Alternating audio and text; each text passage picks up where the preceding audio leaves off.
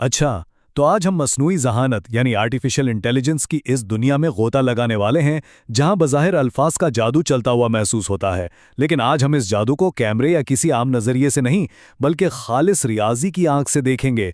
आखिर ये भारी भरकम मशीनें और चैटबॉट्स हमारी ज़ुबान को इतनी रवानी से कैसे समझ और बोल लेते हैं। सच तो ये है कि ये कोई साइंस फिक्शन वाली कहानी नहीं है, बल्कि ये सब नंबरों और इम्कानात का एक इंतहाई ज़बरदस्त और हैरानकुन खेल है। तो आइए मुकम्मल तवानाई के साथ इस दिलचस्प मुम्मे की तहों को खोलना शुरू करते हैं।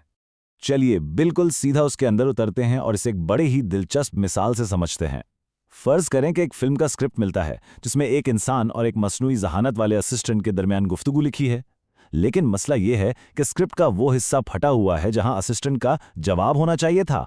अब जरा तसव्वुर करें कि एक ऐसी जादुई मशीन मौजूद है जो किसी भी तहरीर को पढ़कर बिल्कुल दुरुस्त अंदाजा लगा सकती है कि अगला लफ्ज़ क्या होगा। जैसे ही वो नामुकम्मल स्क्रिप्ट उस मशीन में डाला जाता है, मशीन फौरन अगला लफ्ज़ बताती है और फिर ये अमल बार बार लगातार दोहराया जाता है, यहाँ तक कि पूरी की पूरी गुफ्तगू खुद ब खुद मुकम्मल हो जाए। हैरत की बात यह है कि आजकल जो भी स्मार्ट चैट बॉट्स इस्तेमाल हो रहे हैं ना, उनके पीछे हूबहू यही तरीक़ाकार चल रहा होता है।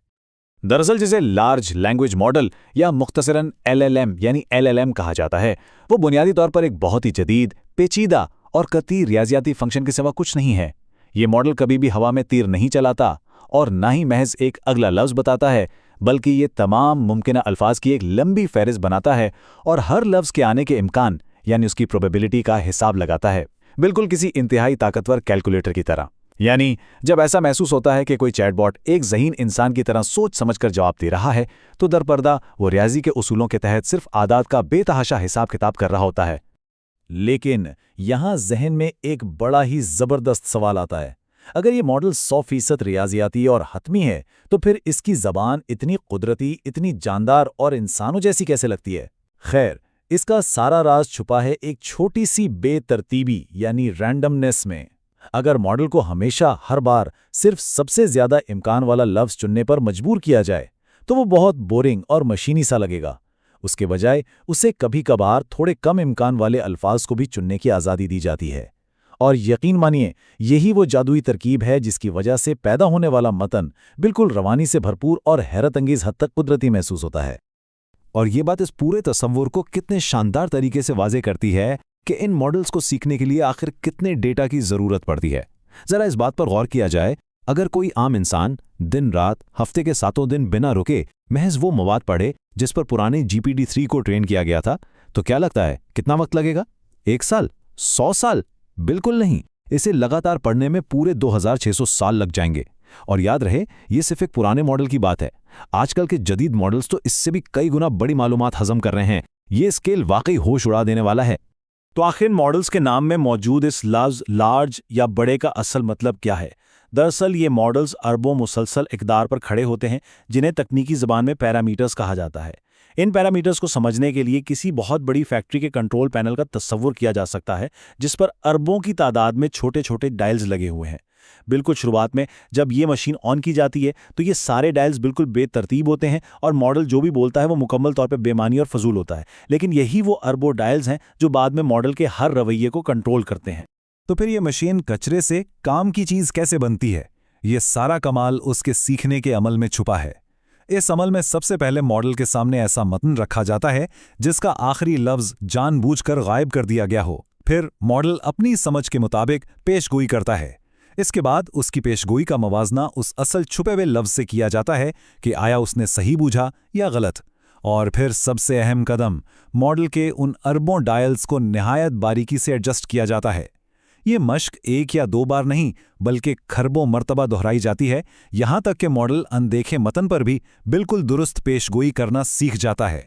इस सारे पेचीदा तरबियती अमल के बिल्कुल मरकज़ में एक इंतहाई ताकतवर एल्गोरिदम मौजूद है जिसे बैक प्रोपोगेशन कहते हैं। ये बिल्कुल एक ऐसी सेल्फ ड्राइविंग गाड़ी के स्टीयरिंग के तरह है जो थोड़ा सा रास्ता भटकते ही खुद ब खुद अपनी सिमत दुरुस्त कर लेती है। जब भी मॉडल का मुंतखब करदा लफ्ज़ गलत निकलता है तो बैक प्रोपोगेशन फौरी तौर पर हरकत में आता है और मशीन के इन अरबों डायल्स को खुदकार तरीके से इस तरह घुमाता है कि अगली बार दुरुस्त लफ्ज़ सामने आने का इम्कान पहले से कहीं ज़्यादा हो जाए। लेकिन ये सारा हिसाब किताब आखिर कितना वसी है? اگر اس کا اندازہ لگانا ہو تو ذرا سوچئے، اگر 1 سیکنڈ میں 1 ارب حسابی عمل یعنی 1 بلین کیلکولیشنز بھی کی جائے نا، تو دنیا کے ان سب سے بڑے ماڈلز کو صرف ٹرین کرنے میں کتنا وقت لگے گا؟ حیران کن طور پر اس ہوش ربا رفتار سے بھی 10 کروڑ، جی ہاں 100 ملین سال سے زیادہ کا وقت لگ جائے گا۔ یہ کمپیوٹنگ اور ریاضی کی وہ عظیم الشان سطح ہے جسے عام انسانی ذہن کے لیے تصور کرنا بھی لگ بھگ ناممکن سا لگتا ہے۔ تو یہاں جو سب سے اہم اور بنیادی نقطہ ہے وہ یہ ہے کہ یہ سارا بے تحاشا حساب کتاب، جسے پری ٹریننگ کہتے ہیں، یہ ماڈل کو محض ایک ایسا نظام بناتا ہے جو انٹرنیٹ کے ڈیٹا کی بنیاد پر الفاظ جوڑتا چلا جائے، ایک طرح کا بہت ہی ایڈوانسڈ آٹو کمپلیٹ۔ لیکن اگر بات یہیں رک جائے تو ماڈل کچھ بھی کہیں سے بھی بول سکتا ہے جو شاید خطرناک یا غیر متعلقہ ہو۔ اسی لیے ری انفورسمنٹ لرننگ کا مرحلہ لایا جاتا ہے، جہاں انسان خود شامل ہو کر نامناسب جوابات کی نشاندہی کرتے ہیں، اور یوں ایک بے لگام انٹرنیٹ آٹو کمپلیٹ ایک محفوظ، شائستہ اور حقیقی معنوں میں مددگار اسسٹنٹ میں تبدیل ہو جاتا ہے۔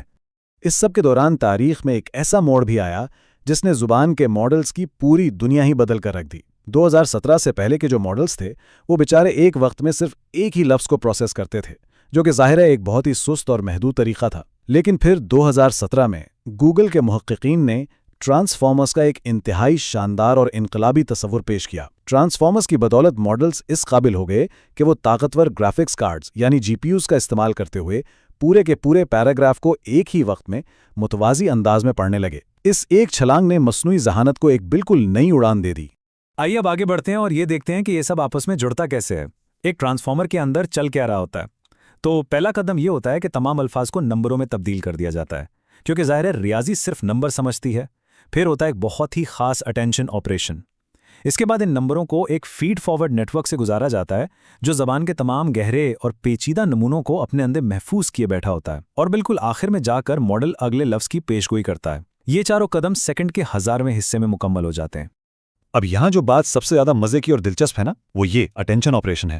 دراصل اس مرحلے میں نمبروں کی فہرستیں آپس میں بات چیت کر رہی ہوتی ہیں۔ مثال کے طور پر لفظ بینک اکیلا ہو تو یہ کوئی پیسوں والا بینک ہو سکتا ہے، لیکن اگر جملے میں کہیں آگے پیچھے پانی، کشتی یا مچھلیوں کا ذکر آ جائے تو یہ اٹینشن آپریشن فوری طور پر اس سیاق و سباق کو بھانپ لیتا ہے اور لفظ بینک کا مطلب پیسوں والے بینک سے بدل کر دریا کے کنارے میں تبدیل کر دیتا ہے، اور یہ سب کچھ سینکڑوں الفاظ کے درمیان بے وقت ہو رہا ہوتا ہے۔